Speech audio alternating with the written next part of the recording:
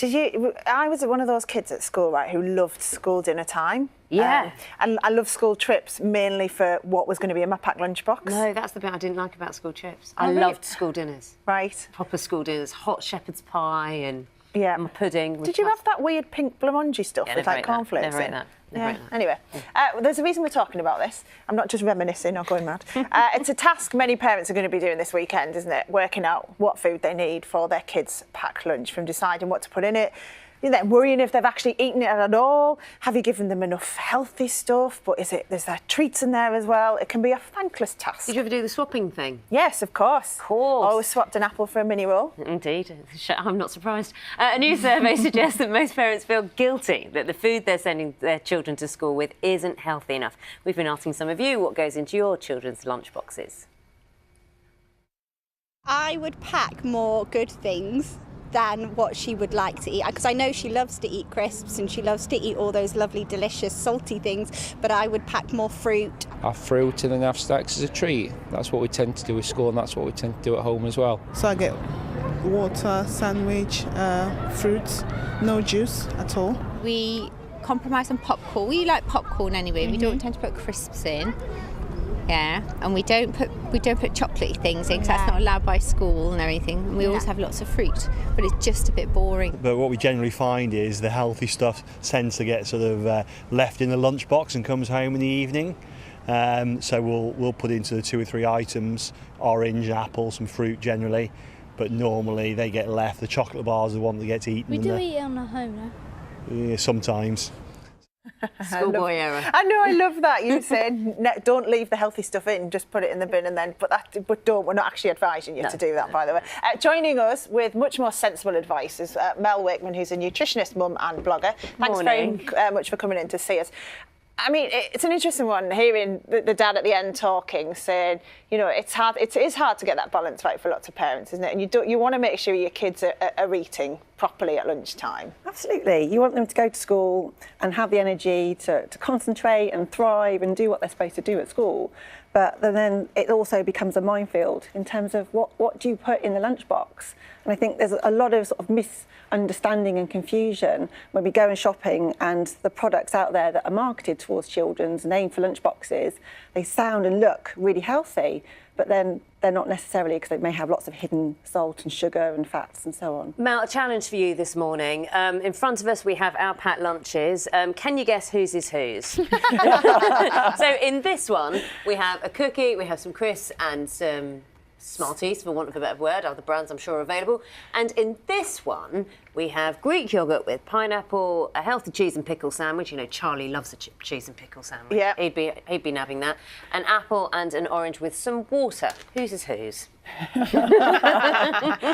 I better not say. Well, the difficulty is, isn't it, though, with these, you can have the perfect lunchbox, so to speak, but parents don't want draconian measures where they're told what to put in and feed their kids. They want to be able to feel that, they're doing the right thing anyway. They've kind of got some common sense. Yet there is this almost judgment now, isn't there? Yeah, absolutely. And I think, parents, we do know what's best for our child, and I'm a massive believer of things in moderation and having a balance.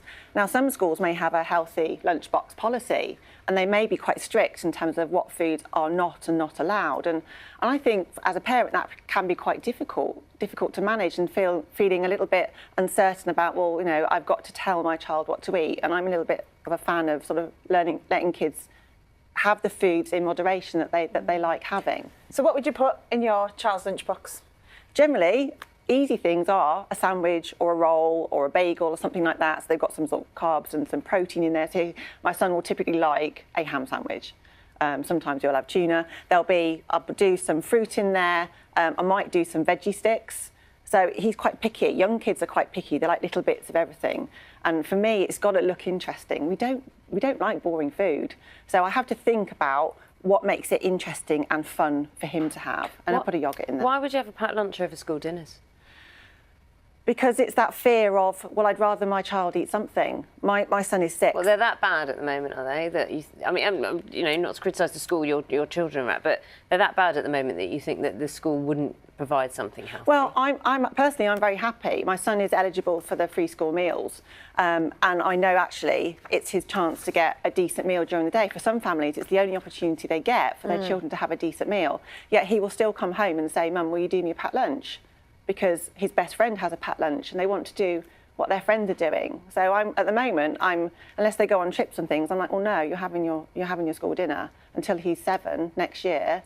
I'd still like him to have a school dinner because generally they have nutritional guidelines and standards which are therefore encouraging us to eat healthy, to eat healthily. I think a survey a number of years ago revealed that only 1% of packed lunches met the nutritional standards of school meals. Yeah.